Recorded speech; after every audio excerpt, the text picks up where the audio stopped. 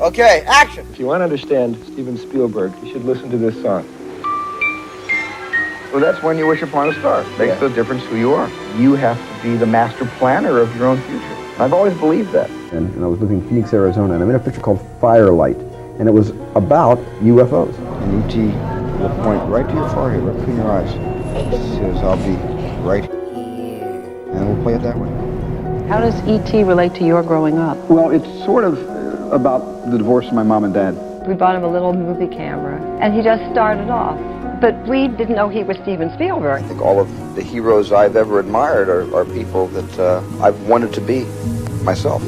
You always knew, though, that you were going to be an important filmmaker, didn't you? My father thought I was going to follow in his footsteps. At one point he said, what do you want to do? And I said, I want to be a movie director. I mean, it's really all I know how to do. I keep my history, my memorabilia of all of my home movies right here. I was very, very lost in the early part, trying out this job called movie directing for the first time. My name is Steve Spielberg, and I just directed a movie called Jaws. Ready? This would be a great scream. Ready? You count to 3. 3.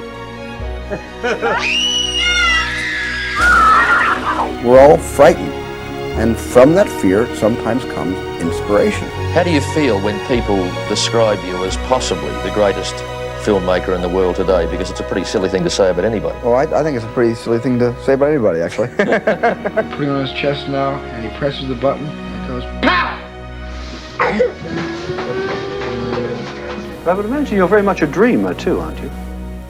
Quite clearly, there are all kinds of fantasies and stories going on in your head all the time. You were described a lot as Peter Pan. You were the perpetual kid. In a way, I think I certainly still am. Do you think there'll come a time where you'll have a better perspective on the impact you've had on this business? And the Oscar goes to Steven Spielberg. Dad, you're the greatest. Thank you for showing me that there is honor in looking back and respecting the past. And my mom, who's here, who is my lucky charm, whom I love very, very much.